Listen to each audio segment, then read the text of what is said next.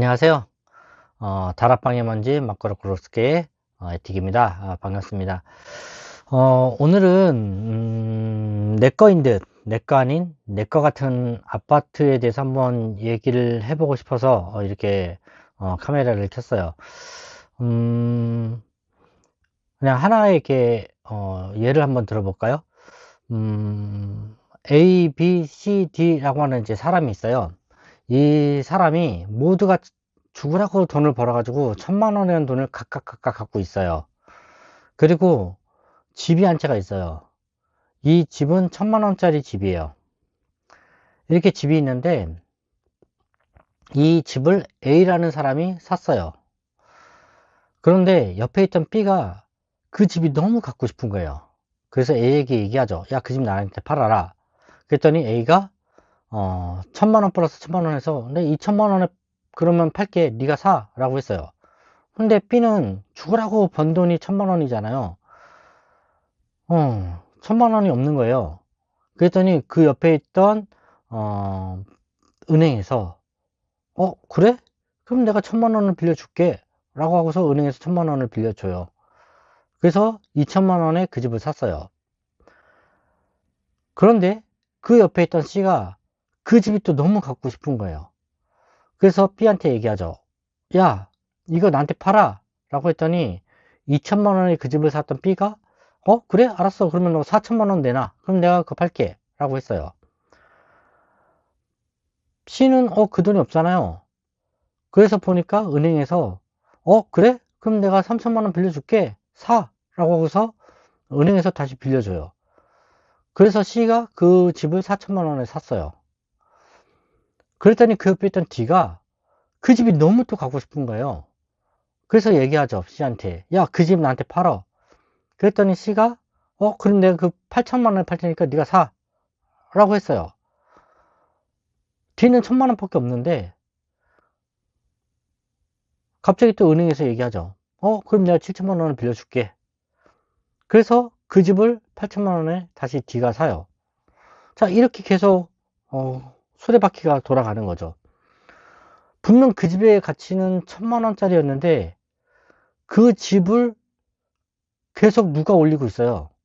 내가 물론 나의 욕심도 있겠지만 그 집을 담보를 해서 계속 은행이 돈을 빌려주고 돈이 빌려주면서 그 집은 계속 올라가고 있는 거예요.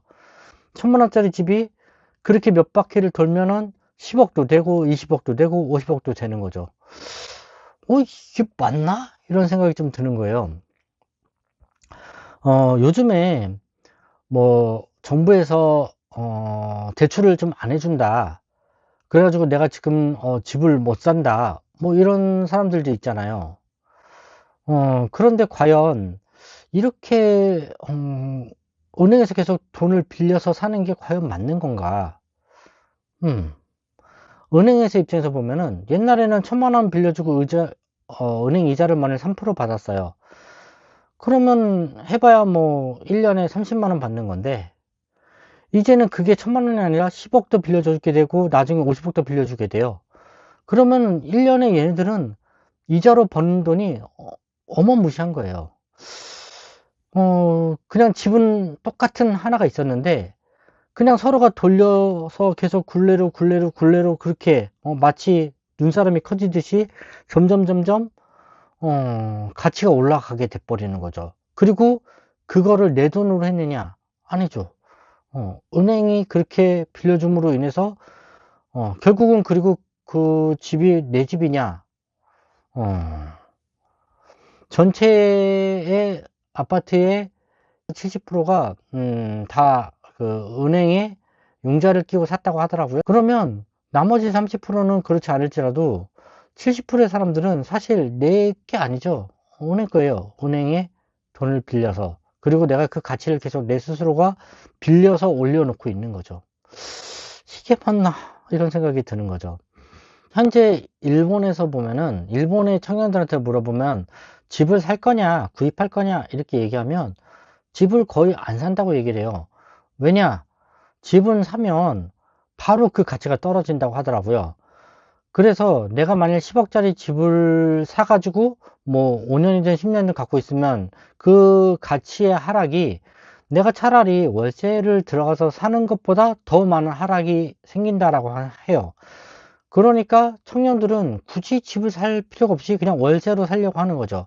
그렇게 월세로 사는 게 더 이득이다라고 생각을 하는 거예요. 그래서 사실 집을 굳이 구매하려고 하지 않아요. 음, 저희 나라가 사실 일본을 많이 쫓아가고 있잖아요. 옛날에 일본이 그 고령의 시대를 이제 쭉 이어갔듯이 지금 저희 나라도 곧 고령의 시대가 되고 있잖아요. 그와 비슷하게, 집도 또 비슷하고 생각을 해요. 집이 옛날에는 엄청난 가치를 가지고 있었지만 사실 이제는 일본에서는 집의 가치가 그냥 많이 떨어지고 있듯이 과연 우리나라도 그 집의 가치가 계속 유지할 것이냐 아니면 떨어질 것이냐. 사실 제가 봤을 때 언젠가는 이제 곧 일본의 뒤를 쫓아갈 것 같다는 생각이 들어요.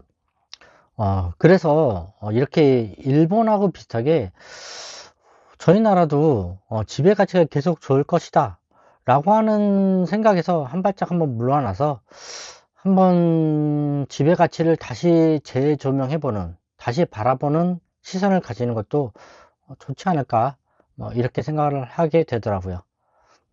오늘은 이렇게 아파트와 은행에 대해서 한번 생각을 해봤고, 다음에 또 재밌는 주제를 가지고 여러분들과 얘기 나눴으면 좋겠습니다. 감사합니다. 다음에 또 뵙겠습니다.